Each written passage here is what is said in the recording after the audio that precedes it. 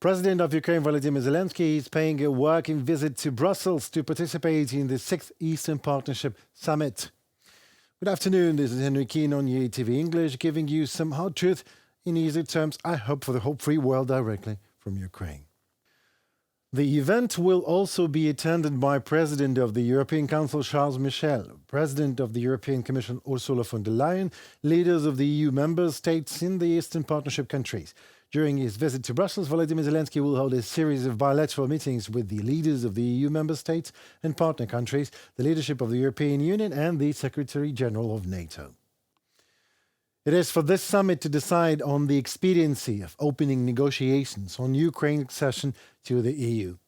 We hope for a positive decision because Kyiv has put great effort into this. The EU will also approve the Ukraine Facility Assistance Program designed to maintain Ukraine's microfinancial stability and resilience in the face of war.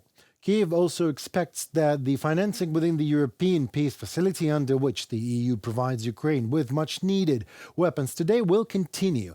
Another important issue on the agenda of the summit is the approval of the 12th EU sanctions package against Russia. It will be a difficult summit. Well, suit yourself.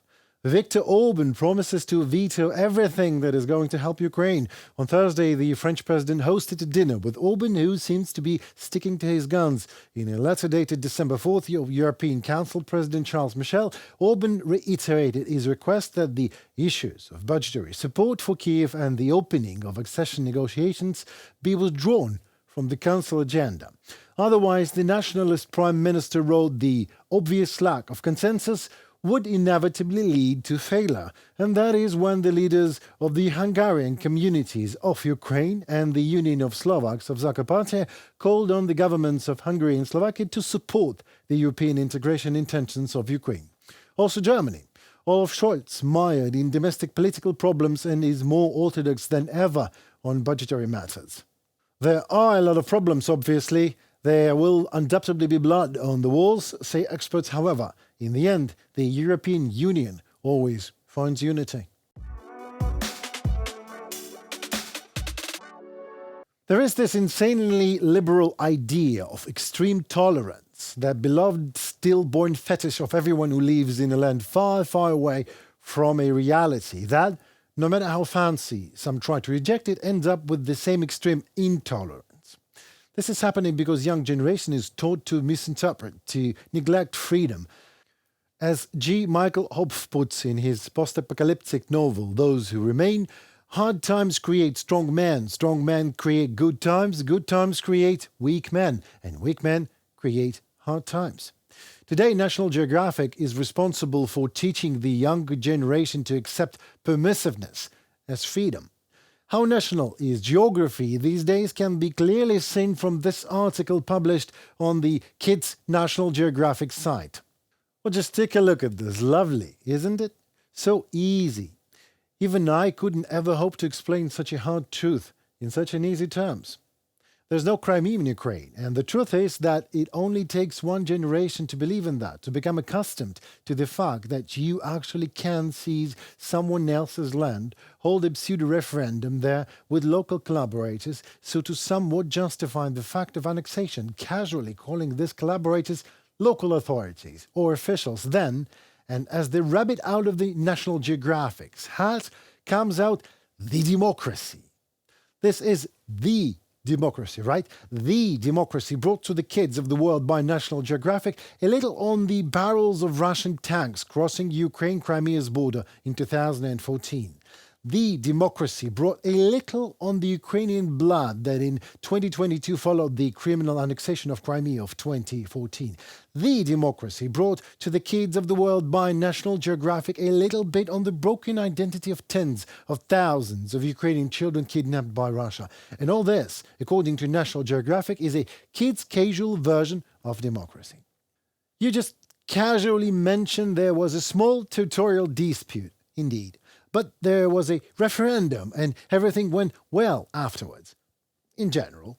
Of course, you casually mention that Ukraine did not agree to Russia's criminal aggression against their sovereignty, no, but you do it also casually. Like literally everything in this article by National Geographic is mentioned casually that Putin keeps Russian troops in Crimea to prevent Ukrainian troops from returning it, but for God's sake, you do not mention why the term returning is used. Because otherwise, those kids National Geographic is trying to casually educate about the difference of annexation and democracy could suddenly understand that according to absolutely each and every international law and agreement, Crimea was, is, and always will remain Ukrainian, and Russia annexed it criminally, illegally, brutally, spitting on each and every international law. And there is nothing casual about it, no matter how casually National Geographic is trying to smooth over the topic of objective reality. The European Commission has welcomed the unblocking of the Yahodin-Dorogusk checkpoint on the border of Ukraine and Poland and called for resumption of operations and the remaining checkpoints. Indeed, Polish carriers unblocked the first large checkpoints on the border with Ukraine, Yahodin-Dorogusk. We must speak loudly and firmly and with one voice about Ukraine. Listen, this is also an issue that must unite us because today we see President Zelensky trying to convince the world again what the game is really about. That's the war. That Russia's attack on Ukraine is an attack on all of us. I am counting on the cooperation of all political forces here. We will loudly and decisively demand the full mobilization of the free world, the Western world, to help Ukraine in this war. There is no alternative to this way of thinking. The possibility of free passing through Poland is critical for Ukraine's resilience. In the face of full-scale Russian aggression, it cannot be interpreted as unreasonable economic preference for Ukrainian carriers. We are at war. It is a matter of survival in times of existential crisis and threat. The blockade of the border by Polish carriers has caused serious problems for Ukraine. Crucial humanitarian and military aid was not delivered on time, and the Ukrainian economy suffered great losses of more than 400 million euro. Kyiv welcomes the active efforts of the new Polish government to overcome the crisis on the Ukrainian-Polish border. Ukraine appreciates the support of the European Commission, which clearly indicated that the law was on the side of Ukrainian carriers in this matter. We hope that all 6 checkpoints across the state border will soon resume usual full operation.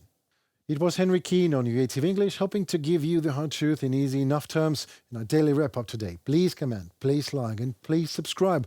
Let us know your thoughts in the comments below. Your opinion matters a lot to us. Please stay safe and tune for more. See you very soon.